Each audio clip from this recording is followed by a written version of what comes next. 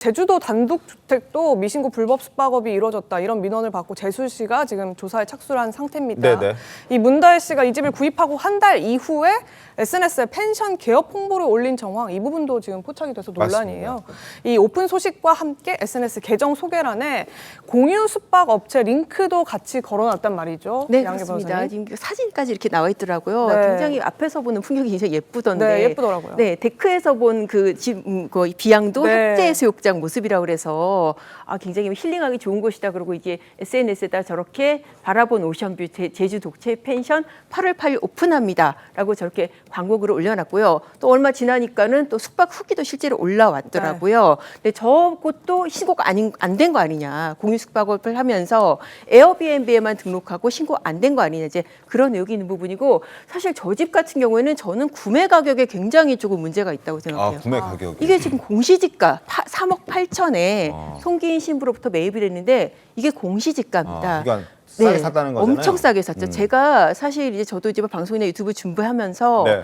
저 지역의 별장이나 독채의 별장 이렇게 시세 알아보면은 9억짜리 7억, 10억 제주도 그 집값도 많이 수준이거든요. 올랐죠. 네. 저 가격은 반값 이하예요. 공시지가라고 나온 네. 것들은 사실 공시지가 부동산 매매 자체가 불법은 이것 또한 아니지만은 특혜다. 나중에 이거 양도세 엄청나게 물릴 수 있고요. 그리고 만약에 가족 간에 저렇게 공시지가로 저가 매매하면 증여로 추정돼가지고 그것도 나중에 세금 폭탄 맞거든요. 다만 이제 매입 시기가 2022년도인가 그렇잖아요. 지금이랑 비교해 보기에는 다소 갭이 있는 거 아닐까요? 아니 근데 사실 한창 올랐을 때가 2021년 뭐 초중반 이 정도고 2022년부터 지금까지는 크게 시세 변동이 없는 상황이고 저 지역의 별장, 저 지역이 제주도에 굉장히 핫플이거든요. 네. 그런데 3억 8천이라고 그러면 이거는 정말 사실 시장가고는 너무나 거리가 먼 가격이긴 합니다. 아마 이제 저게 가족 간 거래는 아니고 송기인 신부로부터 이제 매입한 그 맞습니다. 주택이죠. 예, 알겠습니다. 어찌됐든 지금 현재 저곳은 급수 정지 예고 안내문도 붙어 있다고 합니다. 그러니까 지금은 닫혀 있는 상태라는 거죠. 그러나 인근 주민들의 목소리를 들어보면 가끔 왔다, 종종 만났다는 걸 확인할 수 있습니다. 자, 가끔 집 앞에 차가 세워져 있었고 밤에 불이 켜져 있을 때도 있었다. 아침엔 그곳에 손님처럼 보이는 사람들이 차를 마시러 왔었다라는 목소리도 저희가 현장에서 들을 수 있었습니다. 그리고 어제 국정감사에서도 이 문다희 씨 이야기가 시끌시끌했다고 합니다. 그 모습 보겠습니다. 어떤 건축물이 주택으로 지어져 있어요. 관광 숙박업은 불가능하고 농어촌 민박 역시 요건에 맞지 않습니다. 그리고 제주에서 임대업을 포함해 숙박 관련 사업자 등록 신고 사실이 일체 없다. 아무런 허가가 없이 이런 숙박업을 하고 있는 게 이게 합법입니까? 불법입니까? 아무런 허가 조치가 없다면 네. 위법일 수 있습니다. 이런 현행 법규를 위반해 가면서 불법 행위를 하는 경우에는 제주도에서는 어떤 조치를 취하실 수 있습니까?